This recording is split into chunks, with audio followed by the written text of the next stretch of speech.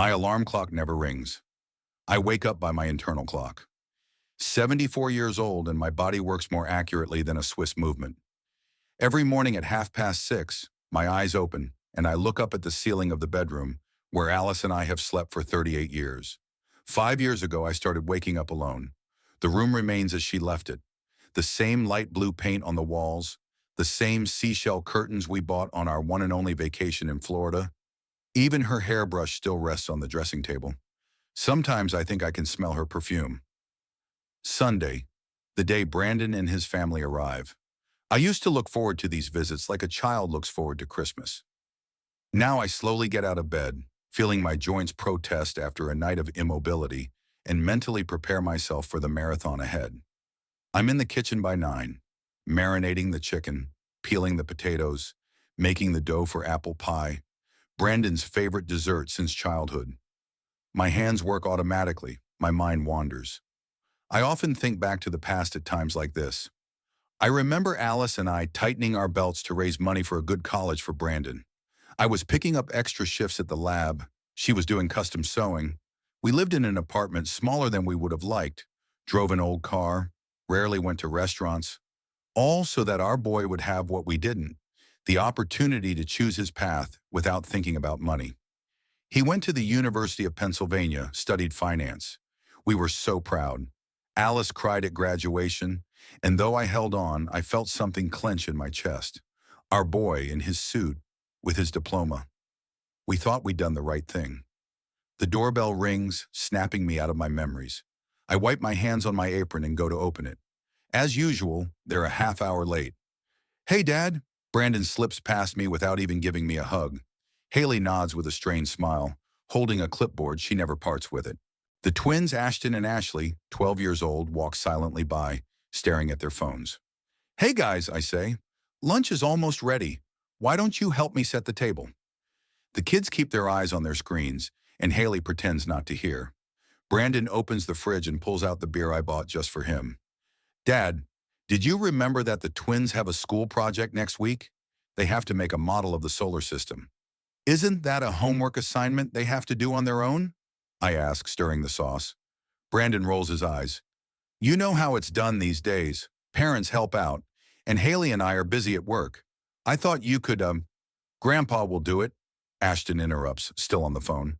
"He doesn't have anything to do anyway." Something clenches inside me, but I don't say anything. I set the table and put the food on plates. The family gathers around the table. Ashley wrinkles her nose. "Chicken again? We had it last Sunday." "And the potatoes are oversalted," Haley adds, barely tasting it. I eat in silence, listening to them talk. About Brandon's job, about the neighbors buying a new car, about school gossip. They don't ask me how I spent my week, what I did. Don't ask me about my health. I stopped expecting such questions a long time ago.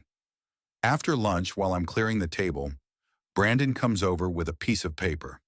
"Dad, I've got a little list here. The bedroom closet is creaking, so I should get the hinges greased. There's a leaky faucet in the bathroom. And you know, our lawnmower is broken. You're good with machinery, right?" I nod. Of course I do.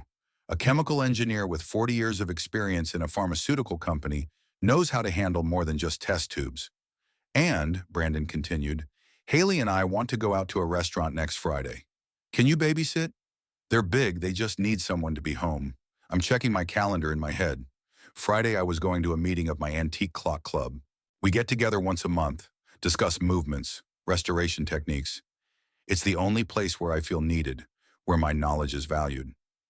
"Actually, I have plans for Friday." Brandon's face changes instantly. His smile disappears. His eyes grow cold. "Plans? What plans could you possibly have that are more important than your family? We ask you to babysit our grandchildren once a month. And you?" "I don't know," Brandon said. "No, it's nothing important," I say hastily, hating myself for being weak. "Of course I'll babysit." His face smooths and he claps me on the shoulder. "That's great. I knew I could count on you." When they leave, the house falls into silence. I sit in a chair, staring at Alice's picture on the mantel. She smiles at me with unfailing warmth. "Alice," I say quietly, "you wouldn't approve of what our boy has become. We tried so hard not to spoil him. We taught him to appreciate hard work, to respect others, to be grateful. Where did we go wrong? Maybe we gave too much without demanding responsibility in return. Maybe we protected him from hardships that should have hardened his character. Memories come in waves. Brandon at 5, holding my hand tightly, talking enthusiastically about dinosaurs. Brandon at 10, me teaching him how to ride a bike, both of us laughing when he finally keeps his balance. Brandon at 16, a withdrawn teenager distancing himself from us. Brandon introducing us to Haley, then his fiancée, an ambitious girl with cold eyes who made it clear right away that her husband's parents were not the most important part of her new life. A phone call interrupts the flow of memories. I look at the screen, an unfamiliar number. Hello? Wells, you old geezer, recognize me. A voice from the past, hoarse with age but still full of energy. Lloyd Abercrombie, my colleague and friend from college. We haven't spoken in years, not since Alice's funeral. Lloyd, I can't believe it. How are you? I'm still breathing, and I'm doing pretty well. Listen, I was looking through some old photos and I thought, why the hell did we stop talking? Life's too short for that kind of nonsense. We talk for an hour. He tells me that after he retired, he moved to Ocean City, bought a small house by the water. Lives alone, fishes, reads those books he couldn't get to while working. Sounds like paradise. Come visit me, Wells, he says at the end of the conversation. No more sulking in Harrisburg. It's got great air, ocean, no hustle and bustle. You could stay here for a week or two, reminisce about your youth. I don't know, Lloyd. I got a son here, grandkids. They'll be fine without you for a couple weeks. Or are you tied to them like a dog to a box? That question takes me by surprise. Am I attached? Or am I just afraid to admit that my life has become an endless series of favors for people who take them for granted? I'll think about your offer, I say. When we finish talking, I sit staring at my phone for a long time. The thought of a trip to the ocean, of days filled with conversations with a man who remembers me as young and full of ambition, seems almost sacrilegious. How can I think of my own pleasure when my family needs me? But do they really need me? Or just in the services I provide? In cooking, repairing, babysitting, all for free without thanks, without recognizing my time and effort as something of value? With these thoughts in mind, I head to my basement workshop. Here, among the antique clockwork mechanisms, tools, and spare parts, I find peace. I pick up the 19th century pocket watch I have been restoring for the past month. I carefully open the case, examining the tiny gears. Each part has its own purpose, its own place. If one fails, the whole mechanism stops. Maybe that's the problem with my relationship with Brandon. A broken part that disrupts the whole family mechanism? Or is it that Alice and I created an asymmetrical system where the output only went in one direction, from us to him? I work late into the night, restoring the ancient mechanism. When I'm done, I feel a strange satisfaction. At least I can fix something with my own hands. I lie in bed replaying Lloyd's suggestion in my head. The ocean, fresh air, freedom from obligation. The thought brings sudden relief, as if the weight I've been carrying for years has eased a little. Maybe it's time to recognize that I deserve more than just being a free hand in my son's life. I fall asleep with that thought, feeling a glimmer of hope for the first time in a long time. Tuesday morning began with the insistent ringing of the doorbell. I had just finished breakfast, planning my day, when the knock pulled me out of my thoughts. Standing on the doorstep was Haley and the twins. No warning. "Good morning, Wells," she said, walking past me with a clipboard under her armpit. "I have an emergency meeting today, and Brandon's on a business trip. No one to leave the kids with." "But I was going to the watchmaker's shop today," I replied. "I had an order for parts for the collection." Haley froze, then turned slowly, her gaze icy. "Parts? Really? You favor your useless watch over your own grandchildren?" Ashton and Ashley stared at me with the same expression, half bemused, half contemptuous.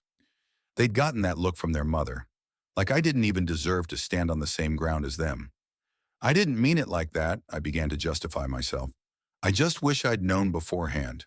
"Of course," Haley gave me a smile that didn't affect her eyes. "Next time I'll call if I get a chance." The kids ate, Ashton had history homework to finish. Ashley had biology homework to finish. I'll be back by 7. She was gone before I could respond. The kids were already in the living room with the TV on full volume. No one even remembered their homework. The day stretched out like chewing gum. I tried to offer to help with homework, but only got one-word answers.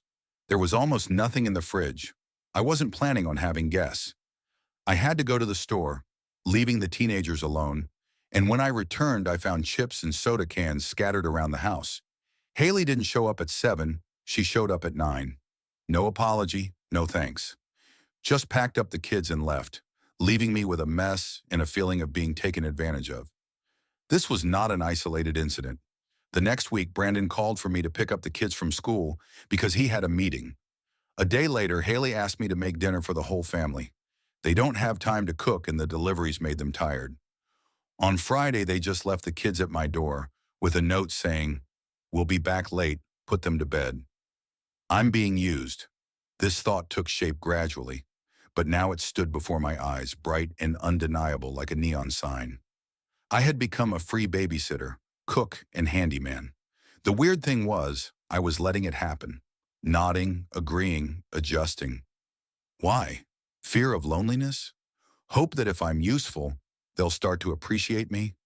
Or just the habit of putting my son's needs before my own? A habit that was justified when he was 5 but not 46? Thursday, as I was tinkering in the garage, the phone rang. Brandon. "Dad, listen, here's the thing. I need to grab some money. 5,000, a month tops." "What's the matter?" I asked, wiping my hands of machine oil. "Nothing much." He sounded carefree. "I just want to get a new car with Haley, and we're 2 weeks away from payday." I paused, remembering how many times I'd lent him money before. For home repairs, for a trip to Florida, for private school for the twins. None of those loans had ever been paid back. "Brandon, I already gave you money last month. 3 grand to fix the roof, remember?" Silence on the other end of the phone, then a sigh. "What, are you keeping score? Seriously, Dad? I'm your only son. Can't you help your own family?" "I can, but..." "But what?" There's a note of steel in his voice. "Are you saving it for something special? Are you taking it to your grave? Or do you have another family we don't know about?" "Brandon!" I rarely raised my voice, but I couldn't help it now. "Don't say that." "Forget it," he said coldly. "I'll find the money somewhere else. I didn't want to bother you." He hung up and I stood in the garage staring at the phone. A feeling of guilt, so familiar, began to rise up inside me. Maybe I really am a cheapskate. Maybe I should be giving everything I have to my son, like I've done all my life. In the evening, I called him myself. "Okay, I'll give you the money. Come back tomorrow." "Thanks, Dad." His voice warmed instantly. "I knew I could count on you." When he arrived the next day, I handed him an envelope of cash. Brandon brightened, hugged me, for the first time in weeks, and promised to pay me back next month. We both knew that wasn't going to happen. I sat at my computer for a long time that evening, reviewing my finances. In 40 years at the pharmaceutical company, I had accumulated a decent amount of money. Corporate pension, investments, savings. Not a fortune, but enough to live comfortably and independently, if it weren't for the constant loans to Brandon. I opened a new tab and typed in Ocean City Real Estate. I browsed houses near the coast, imagining waking up to the cries of seagulls, drinking coffee on the porch, watching the ocean. Free, calm. The phone woke me up at 6:30 on Sunday morning. Haley. "Wells, I need your help." No greeting. "Our washing machine is broken, and Ashley has a performance today. She needs a clean uniform." "It's 6:30, I mumbled. "I know. The show's at 10. Can you pick up the uniforms and wash them at your place, and then bring it back to school?" I sat on the bed trying to collect my thoughts. "Why didn't you wash it earlier? Or take it to the laundry?" "Wells," her voice became harsh, "are you really going to lecture me at 6 in the morning? Brandon and I work our asses off to provide for our family. Is it that hard for you to help?" "I'll be there," I said, feeling a tiredness that had nothing to do with the time of day. In the afternoon, I ventured out to talk to my son. We were sitting in the backyard of my house, Brandon sipping a beer while checking something on his phone. Haley and the kids had left for the mall. Brendan, I feel like we should talk about how our relationship has been going lately. He pulled away from the phone, raising an eyebrow. What do you mean? About the fact that you and Haley, you're using me, leaving the kids unannounced, asking for money you don't pay back, demanding my time without regard for my plans. He stared at me like I was speaking a foreign language. Dad, are you serious? We're a family. Family helps each other. When I was a kid, you and Mom did everything for me. Now it's your turn to get help from me. But I don't get help, Brandon. I only give. He laughed, but it didn't sound natural. Dad, you're exaggerating. Yeah, we sometimes ask you to babysit or help out around the house. So what? You're retired. You have plenty of free time. I have my own life, Brandon. I have my own interests, my own plans. What plans? He snorted. Collecting old clocks? That's not plans, Dad. That's a hobby. Family's more important. I stared at my son, trying to figure out when he'd become like this. When did selfishness supersede all other qualities? When did he decide he was entitled to my time, my money, my life? I'm just asking you to treat me with respect. Give me advance warning. To ask, not demand. Brandon rolled his eyes. Okay, I get it. You're tired. You need a vacation. Why don't you go away for a week? I thought about Lloyd's call, the beach houses, a new life. Maybe you're right. That's great. Brandon was back on the phone. Just give us a heads up so we can find a babysitter for the kids. We're back to what I was saying. I'm not a father and grandfather to them, but a convenient service. But Brandon wasn't listening anymore, engrossed in something on his phone. The conversation was over. That evening, after they left, I did what I'd been putting off for weeks. I called Lloyd. At last, he exclaimed. I thought you'd forgotten all about me, old boy. I hadn't. I just hesitating. To do what? Change. We talked for almost 2 hours. I told him about Brandon, about Haley, about feeling used. He listened without interrupting, and then he said, Wells, you're 74 years old.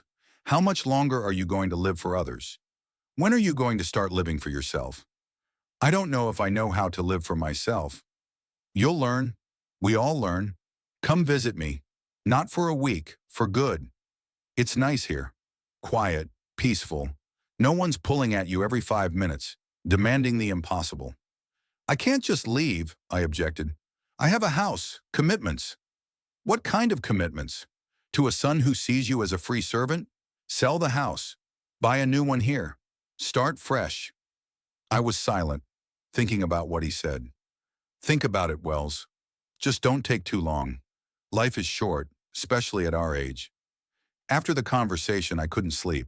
I lay staring at the ceiling and imagined a life by the ocean, a life without the constant guilt. No manipulation, no demands. The next morning, I made a decision. Not spontaneous, not emotional, deliberate and thoughtful. I began to prepare. First, I visited the bank, where I checked the status of all my accounts and made a new card that no one knew about. Then I met with a lawyer to discuss the possible sale of the house and the reissuance of some documents. I opened a bank account in another city and transferred some of my savings there. Every step of the way, I did it secretly, carefully, leaving no trace. I didn't answer Brandon's calls, citing fatigue. I refused the traditional Sunday lunch on the pretext of a cold. In the evenings, I sat in my workshop tidying up my watch collection, deciding which ones I would take with me and which ones I would sell. I took each movement apart, cleaned and reassembled it, as if rehearsing my own rebirth. When Brandon came to check up on me, I knew what he really wanted. Money. Always money. Look, Dad, here's the thing. Haley wants to remodel the kitchen. We need about 15 grand. 6 months tops. I looked at him. This stranger who'd once been my little boy, and I felt not anger, not resentment, but tiredness and pity. I'm sorry, Brandon. I can't. His face changed, hard and cold. What do you mean you can't? You have money. I know I do. I have my own plans for that money. What plans? He almost shouted. What's more important than family? I didn't answer. I just stared at him, thinking that very soon everything would change. At home, I opened my laptop and booked a cabin in Ocean City for 2 weeks. just for starters. Enough time to look around, decide if I wanted to stay there permanently. Then texted Lloyd, "I'll be there in 2 weeks. Don't tell anyone." For the first time in a long time, I smiled, imagining the future. My future.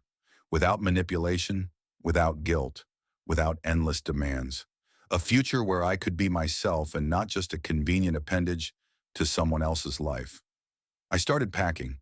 Spring in Harrisburg was always a special time.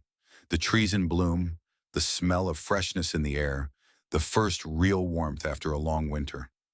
Alice and I used to love to walk in the park, watching nature awaken to life. Now I was looking out my living room window at all this beauty, feeling more like an observer than a participant. My plans for moving to Lloyd's were becoming more and more concrete. I had already looked at a few options in Ocean City, gathered most of the important paperwork, and transferred a substantial amount of money to a new account. All that was left was to decide on a house and tell Brandon. The latter I'd been putting off, not knowing how to tell my son that I was going to leave. It wasn't that I was afraid of his reaction. Rather, I was preparing myself for another session of manipulation and accusations. Sunday morning, as I was finishing packing a box of the most valuable pieces in my watch collection, the doorbell rang. I wasn't expecting company. Brandon and his family weren't due to arrive for lunch until 3 hours later. On the doorstep stood my son, alone without his wife and kids, with a facial expression I'd learned to recognize. He wanted something from me, something serious. "Hi, Dad," he said, walking uninvited into the house. "We need to talk." I closed the door, feeling the anxiety building inside. Had something happened? Where are Haley and the kids? "They're at home. I came alone to talk to you about something important." We went into the living room. Brandon didn't sit down. He paced the room as if he were rehearsing a speech. I waited in silence. "Dad, I realize we've been demanding a lot from you lately. It didn't start out well. And I know you sometimes feel like we're taking advantage of your kindness. But right now we really need your help. Not temporary, permanent. I'm tense." "What are you talking about, Brandon?" He finally stopped and looked me in the eye.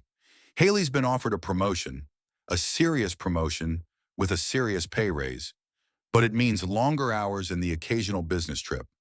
I'm also going through a critical period at the company. I'm on the cusp of partnership. I'm happy for both of you, but that means," he interrupted, "that we need help with the kids. Regular, reliable help. Babysitters cost an insane amount of money, and we don't trust outsiders. And you, your family." I was starting to realize where he was going with this, but I let him continue. "We need you to pick up the kids from school every day, make their lunches and dinners, help them with their homework, basically look after them while Haley and I are at work." "Every day?" I asked, though I heard you loud and clear. "Yes, every day during the school year. In the summer, we'll probably send them to camp for a couple weeks, but the rest of the time, they'll be with you too." I looked at my son, trying to see him as the boy Alice and I had raised, taught compassion, gratitude, respect for others. Where had it all gone? "Brandon," I began gently, "I can't take on that responsibility. I'm not a babysitter. I have my own life, my own plans." "What plans?" he snorted. "You're retired. You live alone. What do you do all day? Fiddling with your watch?" "It's a hobby, Dad, not a job." I felt anger rise up inside me. Not a flash, but a slow, hot wave. Just because I'm retired doesn't mean I'm not entitled to my own time, to my own life. "Of course you have a right to your own life," he agreed with a fake smile. "But isn't family part of that life? Isn't that why you've worked your whole life? To help your loved ones?" "I've been helping you, Brandon. I have for years. But what you're offering isn't help. It's a job. Unpaid work." He waved his hand. "Come on, Dad. What kind of work? They're your grandkids. You should be excited about spending time with them." I enjoy time with my grandchildren when it's quality time, when we're doing something fun together, not when I'm just doing the chores their parents have to do. Brandon's face changed. The fake smile disappeared and his eyes narrowed. "So you refuse to help your family?" "I refuse to be a free laborer, Brandon. There's a difference." He laughed, but it came out cold, unpleasant. "A free laborer? Really? Who do you think has been paying for your life these past years?" "What do you mean?" Who paid for the roof repairs last year? Who bought you a new refrigerator when the old one broke? Who helped with your taxes when you got confused about the forms?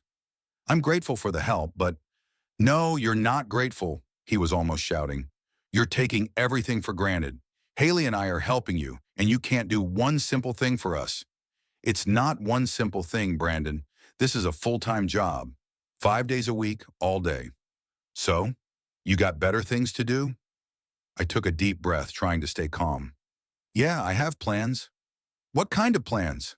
He crossed his arms over his chest. Tell me about your big plans that keep you from helping your own family. I'm going to move. The words came out before I could think about them. Brendan froze, then laughed. Move? Where? To the ocean. To an old friend. Is that a joke? You're 74. What move? Age has nothing to do with it. I want to live for myself while I still can. He looked at me like I was crazy. Dad, you can't just up and leave. You've got a house. You've got responsibilities. You can sell the house. Sell it? His voice went up an octave. You can't sell this house. Why not? It's my house. It's our family home. He spread his arms. This is where I grew up. This is where my children will grow up. Your children are growing up in your own home, Brandon. Yeah, but, he hesitated. This house will be left to them after you. And here it is. The truth that my son never spoke aloud, but that has always been between us. So that's what this is about? Have you already distributed my inheritance? Don't be silly, he said. I just mean that this house is part of our family inheritance. You can't just sell it to go to some retirement resort. I can, I said quietly, and I probably will. Something in my tone made him realize I wasn't kidding. His face reddened with anger. You won't do it, he hissed. You wouldn't abandon your family for some stupid fantasy of living by the sea.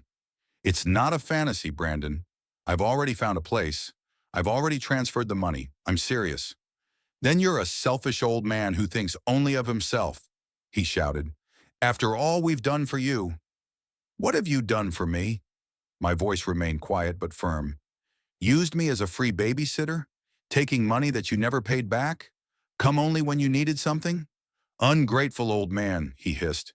We were the only ones who took care of you after Mom died. Without us, you'd have died here alone. His words hit harder than I'd expected. After Alice died, I was in a really bad place. But instead of support, Brandon and Haley had used my vulnerability to slowly take control of my life. I appreciate your concern, I said, but that doesn't give you the right to control my life. You know what? Brendan stepped closer, hovering over me. If you don't want to help your family, don't want to be a part of our lives, fine. Go away, but don't think you can come back when your stupid scheme fails. I won't.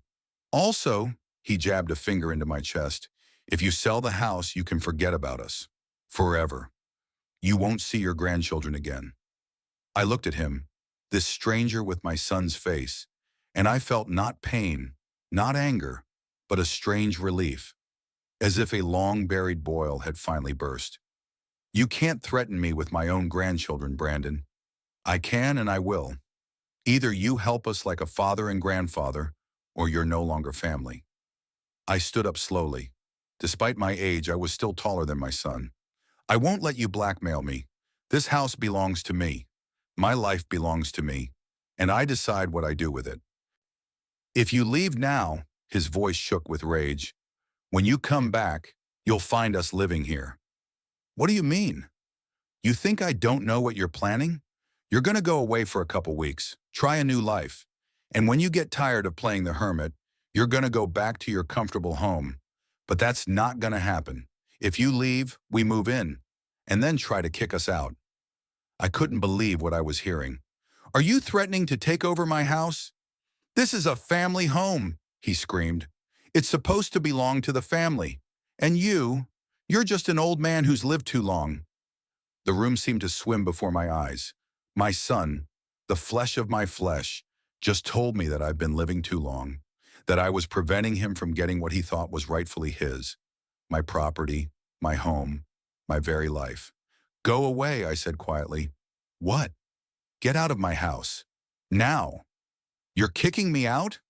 He looked genuinely shocked, as if he couldn't believe I could do such a thing. Yes, I am. And don't come back until you learn to respect me. You'll regret this, he hissed. You'll regret it. I doubt it. He stared at me for a few seconds, then turned and walked out, slamming the door loudly. I sank into the chair, feeling oddly numb. Not pain, not anger, emptiness. It was as if something had died inside me, the last illusion that my son, somewhere deep down, still loved me. My books had always said that the deepest wounds are inflicted by those closest to you. Now I realized how true that was. No stranger could hurt as much as my own son, telling me I had lived too long. I sat still until the sun began to set. Then I got up and walked slowly through the house where Alice and I had lived most of our lives together, where we'd raised our son, where we dreamed of growing old, surrounded by a loving family. In the bedroom, I pulled out an old suitcase. The decision had been made. Not at this moment. It had been maturing for a long time, but today's fight had been the last straw. I could no longer stay here, allowing my son and his wife to manipulate me, to use me, to treat me like a burden that lives too long. The phone rang as I folded my shirts. Brandon. I didn't answer it. 5 minutes later, a text came through. Dad, I'm sorry. I overreacted. Let's talk. It's too late. Some words can't be taken back. Some wounds don't heal. I dialed Lloyd's number. Lloyd, it's me. Remember you were talking about that cabin near you that's for rent? Of course I do. It's still available. I'll come by tomorrow. Tomorrow? He was surprised. So soon? Yes. I looked at the picture of Alice standing on the bedside table. There's nothing more for me to do here. What's wrong, Wells? I'll tell you when I see you. It's a long story. Okay, he said after a pause. I'll meet you. I hung up the phone and continued packing. Every movement was now filled with a new purpose. I wasn't leaving for a vacation, I was leaving for good. Leaving behind not only my home, but that part of my life that had become an endless series of demands and manipulations. The phone rang again. This time it was Haley's. I turned it off. The silence of the house at night seemed unaccustomed to ringing. Maybe because I now knew this was the last night I'd be spending here. The clock in the living room struck midnight, and I sprang into action. The escape plan had been brewing for a long time, and now all I had to do was put it into action. I pulled out the cash I had prepared in advance from under the floorboards in the workshop, $20,000 in small bills. Money that Brandon didn't know existed. One of my many secret savings that I'd started building when I realized that my son saw me as nothing more than a source of free services and financial assistance. I put the money in an old leather briefcase that Alice had once given me.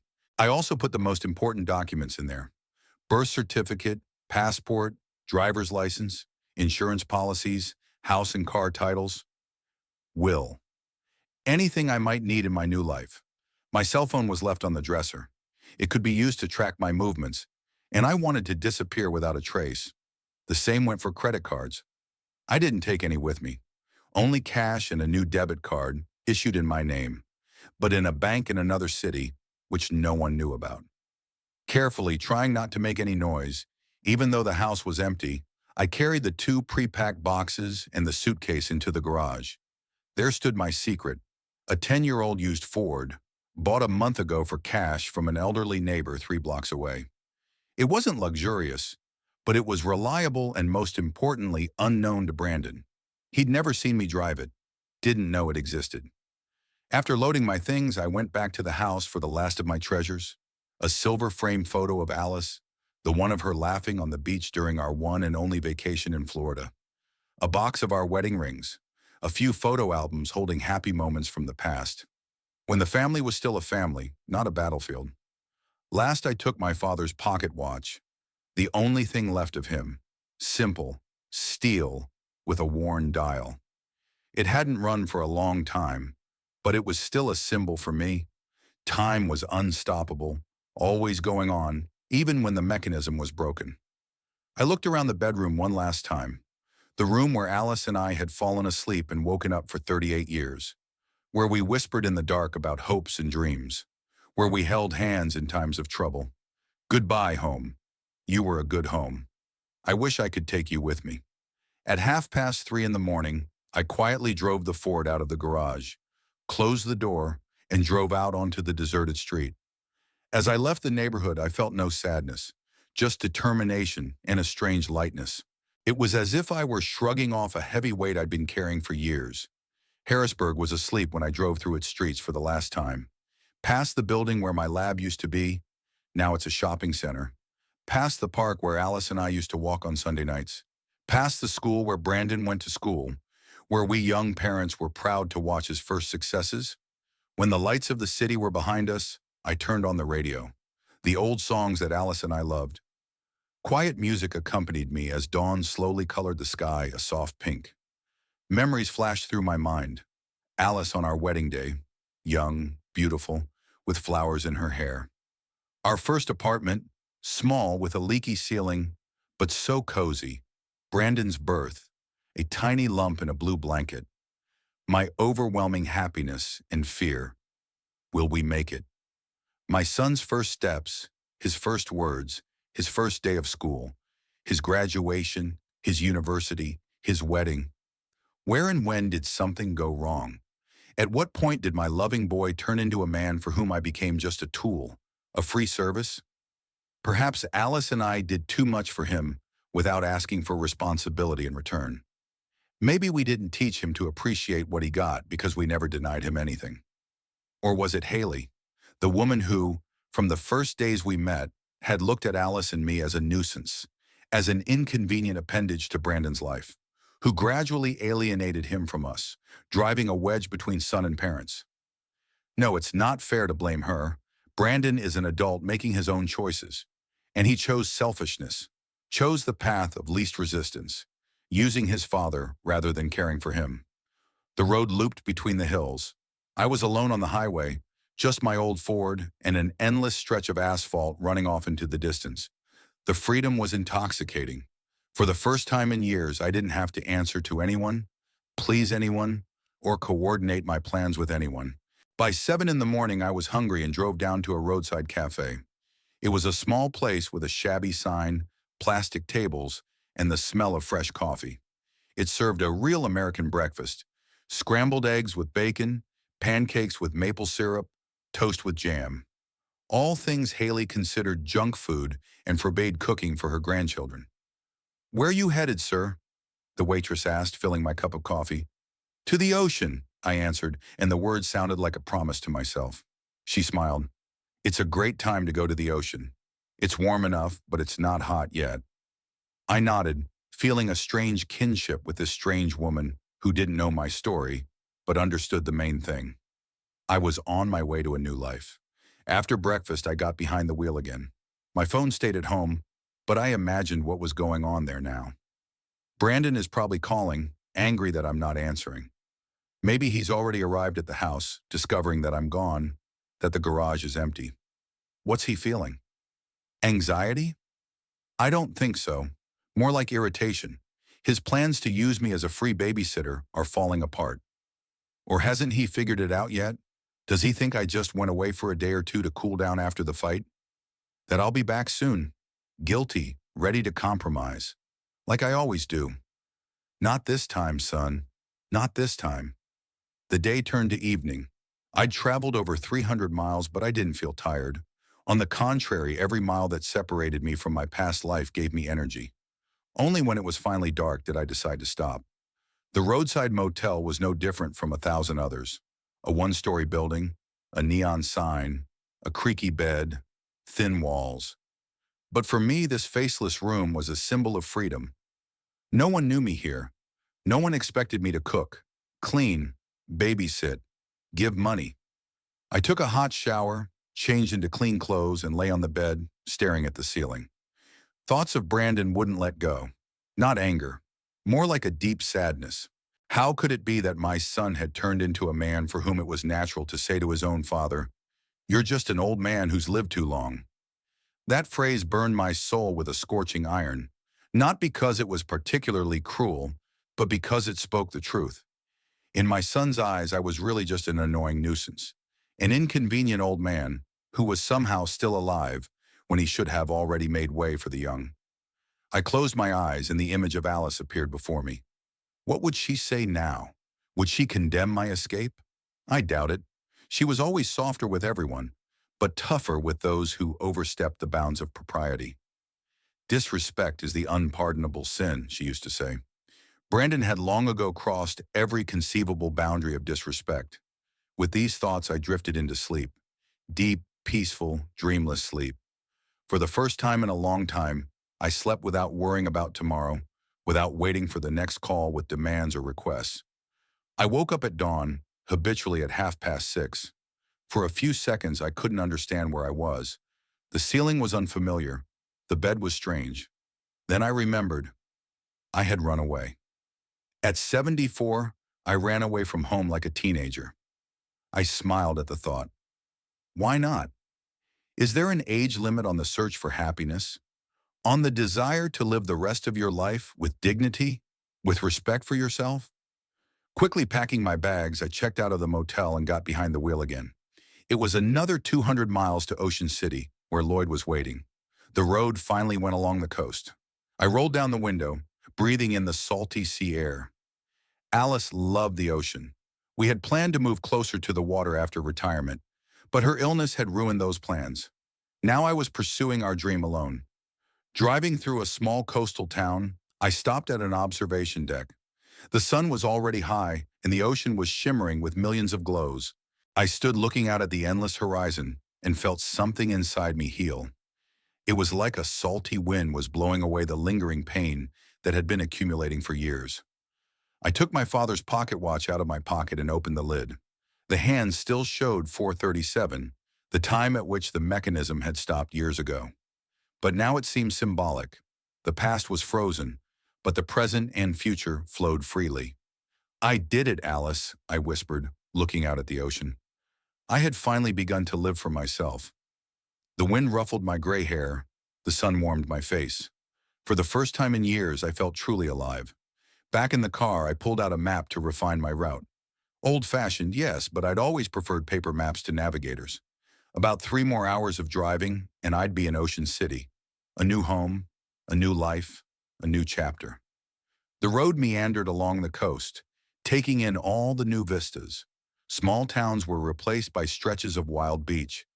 Then houses reappeared. I passed fishing villages, yacht clubs, tourist piers.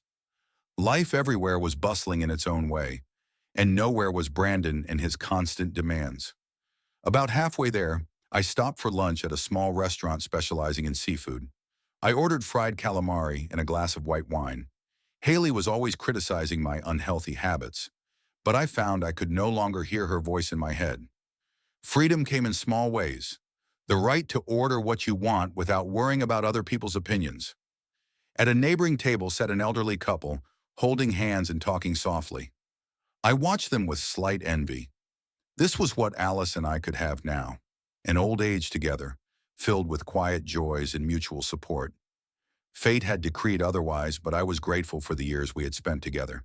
Only now, looking at the two of them, did I realize that after Alice's death, it was as if I had ceased to live, becoming a function, a tool for the convenience of Brandon and his family.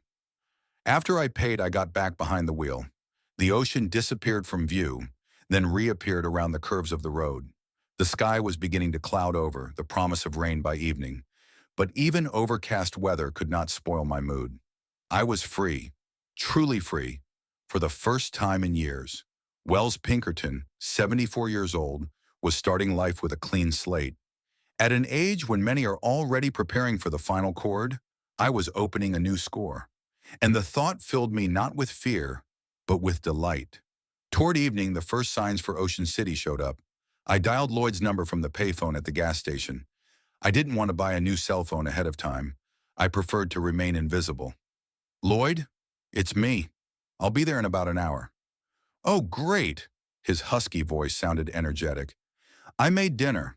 It's nothing fancy, but it's good for the road. I've got the keys to the cabin, all set. Thanks, buddy. You're welcome, old sport. It's the least I can do.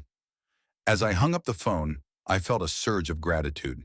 In a world where my own son saw me as a burden, an old friend who hadn't seen me in years was opening the doors of his home and his life. Maybe this wasn't about me. Maybe Brandon's problem was his own, his callous selfishness, not my parenting mistakes. The thought brought relief. For so long I had blamed myself for my son's coldness and mercantilism, looking for mistakes in my parenting approach. But the truth was simpler and sadder. Some people choose selfishness despite all the nurturing and love they've received. And my son made just such a choice. It started raining as I drove into Ocean City, a soft, warm spring rain. Not a storm, but rather a blessing. The drops drummed on the roof of the car, creating a cozy rhythm. I drove slowly, taking in the unfamiliar streets that would soon become my new home. The town was exactly as I'd imagined, small with neat houses, many of which faced the water. A main street with stores, cafes, a small movie theater, fishing boats at the pier, yachts of rich vacationers a little further away. A place where time flows differently, unhurried, measured, without the bustle of the big city. I found Lloyd's house without difficulty. He gave me clear instructions. A one-story cottage with blue shutters and a small veranda overlooking the ocean. The perfect place for someone who appreciates the peace and beauty of nature. As I parked, I stood still in the car for a moment. The last doubts came suddenly. Had I done the right thing? Had I made too drastic a decision? What if Brandon was right, and I really would regret my escape? But then I remembered his words. You're just an old man who's lived too long. I remembered all the humiliation, all the manipulation, all the times he and Haley had used me as a free service, and the doubts receded. I stepped out of the car into the warm spring rain, feeling the drops wash away the past. There was a new life ahead of me, a life where I would finally come first, a life where I would be respected, a life worthy of the years I had left. Lloyd opened the door before I could knock. Time had not spared him. The thinning gray hair, the wrinkles, the slumped shoulders. But his eyes remained the same, bright, lively, with sparks of humor. Well, hello, fugitive, he said with a smile, opening his arms. Hello, accomplice, I replied, hugging my old friend. For the first time in years, I felt like I was back home, even though I had never been to this place before. A strange but wonderful feeling of freedom and new possibilities filled me. I had done it. I had really done it. Started my life anew at 74 years old. Lloyd's house was exactly as I had envisioned it. Spacious, bright, with large windows overlooking the ocean. It smelled of freshly brewed coffee and something homey and cozy. It was the smell of a house lived in for its own sake, not for show. Make yourself comfortable, Lloyd pointed to the worn leather couch. You must be tired from the road. I sank down on the couch, feeling the tension of the last few days begin to let go. For the first time in a long time, I was in a place where I wasn't being judged, demanded, or manipulated. Just an old friend who was glad to see you. Tell me about it. Lloyd put a cup of coffee in front of me and sat down across from me. What happened? When you called, I knew it was serious. So I told you. Everything from the beginning. About how, after Alice died, I gradually became a free servant for my own son. The money I gave and never got back. About Brandon and Haley leaving the kids unannounced, demanding my time without regard for my plans. And finally about the last fight, the demand to be the daily babysitter for the grandkids, the threat to kick me out of my own house, the words, "You're just an old man who's lived too long." Lloyd listened in silence, only the jaundices roaming his cheekbones. When I finished, he shook his head. Damn bastard, pardon the expression. Your son is an ungrateful bastard. Strangely, I didn't hate hearing those words about Brandon, maybe because they were true. I think Alice and I made a mistake somewhere in our upbringing, I said quietly. Bullshit, Lloyd cut him off. My sister has 5 kids, all raised the same way. 4 were gold. The 5th was a real bastard. Sometimes it's not about upbringing, Wells. Sometimes a person just chooses who they want to be. We talked late into the night. Lloyd talked about his life in Ocean City, about fishing at dawn, about the retirement community that gathered in the evenings to play cards and discuss the news, about the silence broken only by the sound of the surf and the cries of seagulls, the freedom to live at your own pace without having to adjust to someone else's expectations. Stay with me, he said, when I started to yawn from exhaustion. As long as you want. I have 3 bedrooms. I live alone. Look around. Decide what you want to do next. You might want to buy a house here, or rent one to start with.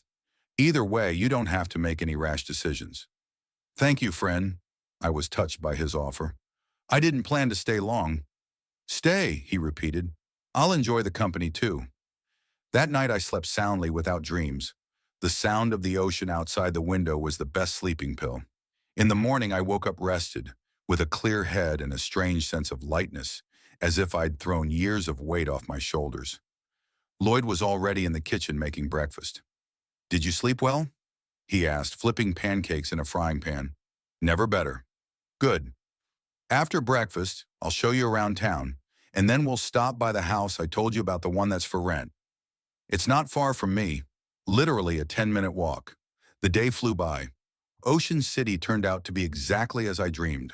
A small, cozy town by the ocean where life flows slowly and quietly.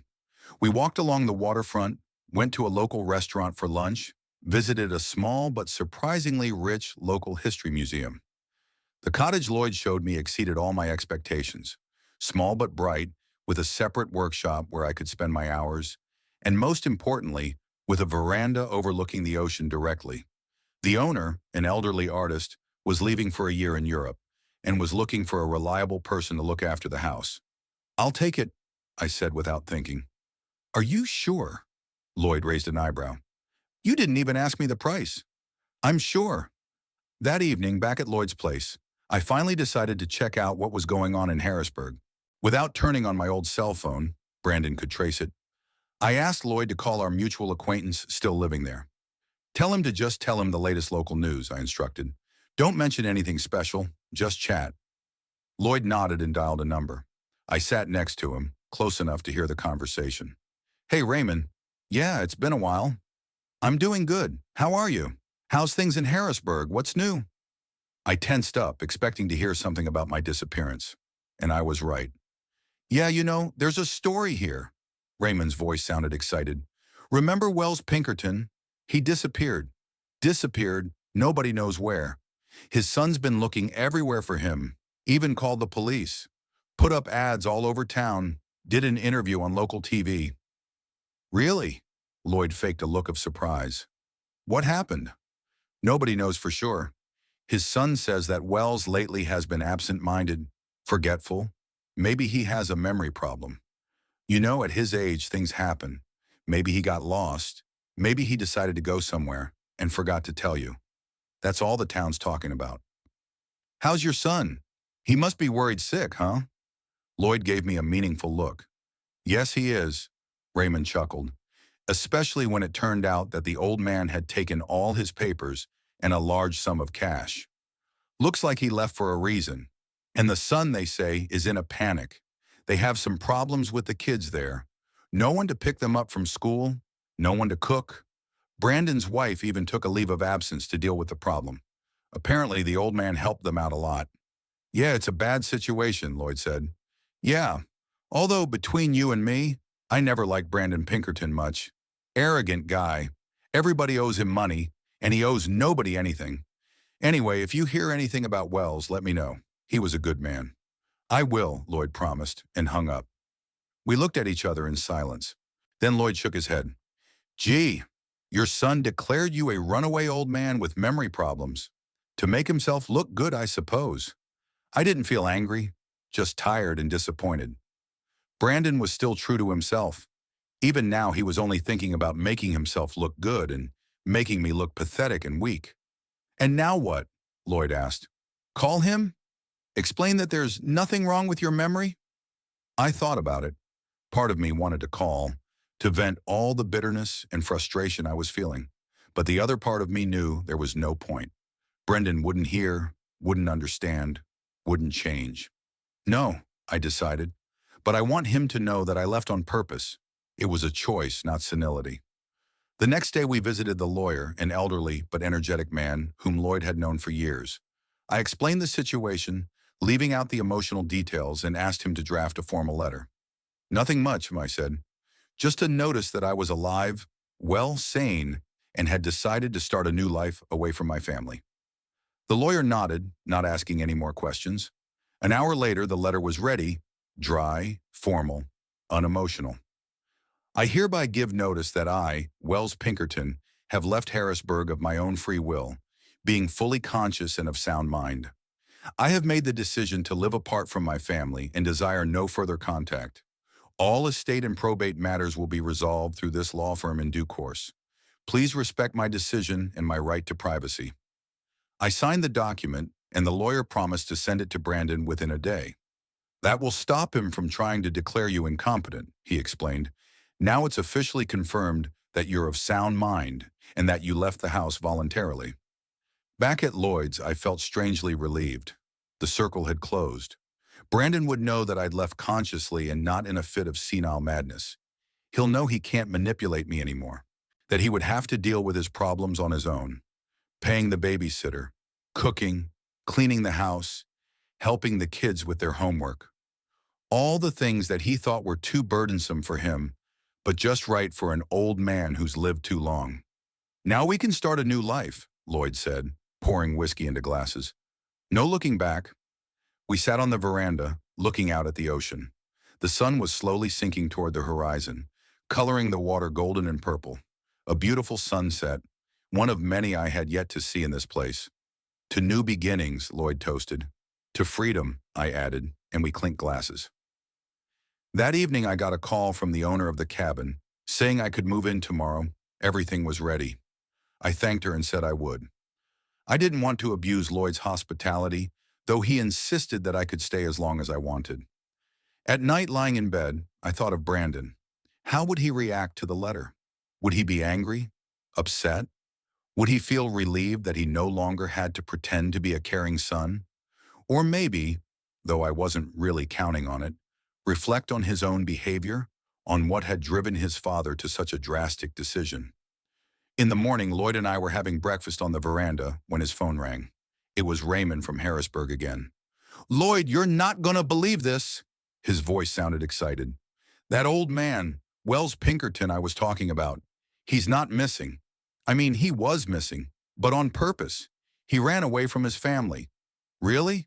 Lloyd winked at me. "How do you know?" "The whole town's talking about it.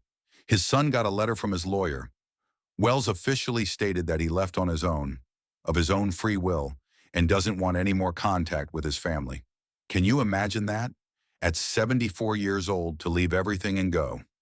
"Yes, it's amazing," Lloyd agreed. "And how did your son react?" "Oh, you should have seen it." Raymond chuckled. "He's furious. Yesterday he made a scandal in the supermarket, shouted at someone on the phone that his father had no right to do that to them, that he would regret. He showed his true colors. But on television he pretended to be a grief-stricken son, worried about the sick old man. I felt a strange satisfaction. Not schadenfreude, but rather confirmation that I was right. Brandon really only cared about himself, about his own comforts, about how my disappearance had disrupted his plans to use me. "And what about his wife?" Lloyd asked. "They say she's furious. She had to take a vacation to sit with the kids, and she just got a promotion. Apparently the old man helped them out a lot, and they didn't even appreciate it until they lost it." After the call, Lloyd and I were silent for a long time, looking out at the ocean. "You know," he finally said, "I'm proud of you. A lot of people would have swallowed their resentment, continued to endure for the sake of keeping the family together. But you had the courage to start over." "I'm not sure that's courage," I shook my head. "Selfishness, maybe? A desire to live out your remaining years with dignity without being used." "It's not selfishness," Lloyd interrupted. "It's self-respect, and it's never too late to get it." In the afternoon, we moved my things into the new house. Small but cozy, it seemed like the perfect place to start a new chapter of life. A separate workshop where I could study for hours on end. A veranda overlooking the ocean where I could sit in the evenings with a book and a glass of wine. Silence, broken only by the sound of the surf and the cries of seagulls. "Make yourself comfortable," Lloyd said as he helped carry in the last box. "I'll come back tonight and we'll have dinner together. I'll introduce you to the neighbors. They're great people here." Left alone, I walked around the house slowly, getting used to the new space. I arranged the few things I'd brought with me from my previous life. On the mantelpiece, I put Alice's picture, the silver-framed one of her laughing on the beach. "Here we are, honey," I said, looking at her smiling face. We're finally by the ocean, like we've always dreamed of. I only wish you could see that sunset. In the evening, Lloyd introduced me to the neighbors, a couple about my age and their daughter, who had come to visit. They welcomed me warmly, no questions asked, and invited me to a barbecue the following weekend. We sat on my new veranda, drank wine, talked about fishing, about books, about local attractions. No one demanded favors from me, manipulated me, or made me feel guilty. Just people enjoying each other's company. When everyone left, I sat alone for a long time looking out at the ocean. In my pocket was a letter from the lawyer confirming that my legal notice had been delivered to Brandon. The case was done. The bridges had been burned. Strangely, I felt no regret or sadness, only peace and a quiet confidence that I had done the right thing. I gave my son everything I could: education, support, love. And when the time came, he decided I was no longer a person, but a tool for his convenience. An old man who lives too long. Well, this old man decided to live for himself. And as I looked at the vast ocean in front of me, I realized that I would never regret that decision. It's been 3 months since I left my old life behind. 3 months in a small house by the ocean, where the only sounds that break the silence are the sound of the surf, the cries of seagulls, and the ticking of a clock. I'm sitting at a desk in my workshop, a former veranda I converted into a watchmaking studio. The large windows let in a lot of light, which is necessary for my meticulous work. In front of me now is a late 19th century pocket watch, an exquisite piece with a gilded case and intricate patterns. It had been brought to me by a local collector who had heard about the new master in town. "This watch belonged to my great-grandfather," he said, carefully handing me the case. "But it hasn't run for 20 years. They say you work wonders with such mechanisms." I didn't mind that reputation. In those 3 months, my hobby had really turned into a small but steady business. First, Lloyd introduced me to a few collectors, then word of mouth worked. Now I restore vintage clocks to order, doing what I've always loved and getting paid for it. Not that I needed the extra income, my pension and savings were more than enough, but it's nice to feel useful, to see the gratitude in my customers' eyes when a mechanism that was considered hopeless starts counting down again. A knock on the door distracts me from my work. On the doorstep is the mailman, a young fellow who always finds time for a brief conversation while delivering mail. "Good morning, Mr. Pinkerton. A letter for you." And something official, I think. I thank him and, closing the door, examine the envelope. The logo of the law firm I work with suggests this is no ordinary mailing. Opening the letter, I find inside a brief note from my attorney and another sealed envelope. "Dear Mr. Pinkerton, per your instructions, we are checking all correspondence that comes to your former address. I enclose a letter from your grandchildren's school, as I believe it may be of interest to you." The internal letter turns out to be a notice from Ashton and Ashley School. The administration expresses concern about both children's declining academic performance, their frequent tardiness, and signs of emotional distress. The school asks the parents to report for a meeting with a counselor. I put the letter aside, feeling a strange mix of emotions. On the one hand, I feel sorry for my grandchildren. They are just children, hostage to their parents' selfishness. On the other, these are exactly the consequences I expected. Brandon and Haley, who were used to turning over their parenting responsibilities to me, are now having to cope on their own. And by the looks of it, they're not doing a very good job. The phone rings, interrupting my musings. It's Lloyd inviting me to dinner. "I'm making my signature paella," he says, "and I have some news from Harrisburg. I think you'll find it interesting." In the evening, sitting on Lloyd's veranda with a glass of good wine, I listen to the story of what happens in my former life. Lloyd keeps in touch with Raymond, who, unaware that I am here, faithfully reports all the local gossip. "Your son seems to be on the verge of a nervous breakdown." Lloyd shakes his head. "The kids are always late for school because he doesn't know how to organize his mornings. They eat fast food or convenience foods because no one cooks. Their house is a mess. And Brandon has problems at work. He's become distracted, irritable, missed an important meeting because he had to pick the kids up from school." I listen in silence, thinking about how easily a life built on exploiting others falls apart. Brandon is so used to shifting household responsibilities onto me that he's completely unprepared for independence. What about Haley? I ask. Oh, she's furious, Lloyd chuckles. She had to turn down the promotion because the new position would have required more time at work. Now she's accusing Brandon of not helping around the house enough.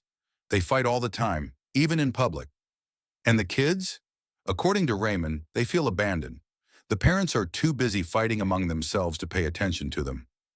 Behavioral problems have started at school, especially the boy. He's become aggressive, snapping at teachers. I sigh. It's a pity that grandchildren suffer because of their parents' selfishness. But that's life. Our actions always have consequences, and often innocent people pay for them. But that's not all, Lloyd continued. Brandon started spending insane amounts of money on services, food delivery, cleaning, tutoring the kids. All the things you used to do for free are now costing him a lot of money. And because Haley turned down a raise, their income is less than they had planned. Life teaches you a cruel lesson about appreciating what you have, I say quietly. That's true. One more thing. Lloyd looks at me carefully. Brandon hired a private investigator to find you. He's asking around the neighborhood, checking hotels, going through security footage. It sounds like he really wants you back. Not me, I shake my head. My favors, a free nanny, cook, and housekeeper. Lloyd nods in agreement. Yes, most likely. But don't worry, I've taken precautions. We've re-registered your car. I've arranged with the bank that all your payments will go through my account.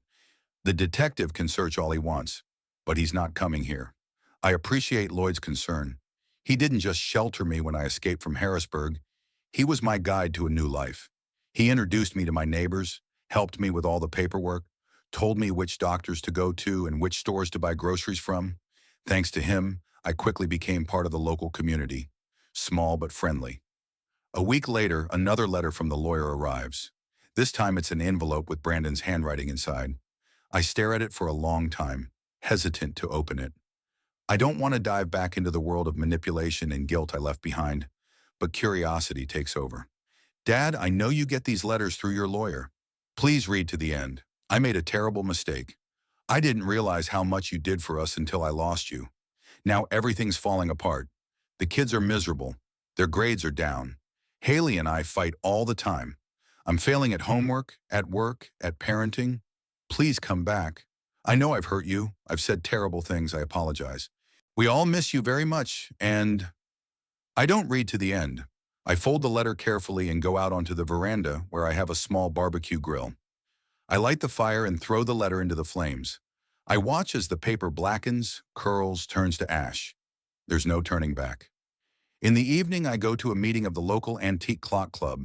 There are 5 of us, all about my age, all with a wealth of life experience and interesting stories. We meet once a week and discuss movements, restoration techniques, and stories related to clocks. After the meeting, we often go to a local bar for a beer and to talk about life. Wells, it's like you've gotten younger these months, says Harold, the oldest of us. When you first got here, you looked like a haggard old man. Now you're glowing. Freedom heals better than any medicine, I say, raising my glass. They don't know my whole story, just that I moved here after years in Harrisburg to start a new life. But they accept me for who I am without asking too many questions.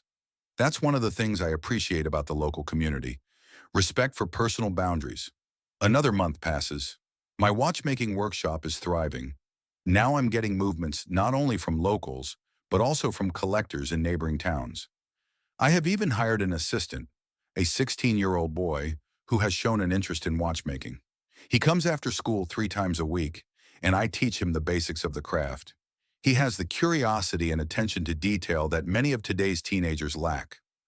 Lloyd continues to keep me updated with news from Harrisburg. Brandon and Haley have finally hired a full-time nanny, a middle-aged woman who picks up the kids from school, makes dinner, and helps with lessons. What I did for free is now costing them a tidy sum. Haley is still unhappy. She dreamed of a career but has to spend more time at home. Brandon has started to stay late at work more often. It seems he's just avoiding domestic problems. He's still looking for you, Lloyd says, but now it seems more to vent his anger. He tells everyone that you abandoned your family when they needed you the most. It's funny how history turns around, I reply. But it doesn't bother me anymore. Let him say whatever he wants. I know the truth, and it really is. The pain of my son's words and actions fades away, replaced by a calm indifference. It is as if all this was not happening to me, but to some other person in another life. On my 75th birthday, Lloyd throws a small party. Neighbors come, members of the watch club, a few clients who have become friends. We grill steaks, drink good wine, talk about books, movies, travel. No one asks about gifts for grandchildren. No one asks when I can babysit. No one asked me to fix a leaky faucet or set up a new TV. I propose a toast, Lloyd says, raising his glass. To H.G. Wells, the man who proved that you can start life anew at any age. Everyone raises their glasses and I smile embarrassedly. It's strange to hear such words about myself, a man who spent most of his life adjusting to others, trying not to offend anyone, to be comfortable and useful. After the party, when everyone has dispersed, Lloyd and I sit on the veranda, looking out at the ocean. The full moon reflects in the water, creating a silvery path from the horizon to the shore. You know, I say, sometimes I think I should feel guilty for leaving my grandchildren behind, for not trying to mend my relationship with my son. Isn't that what normal families do? Forgive, make peace, compromise?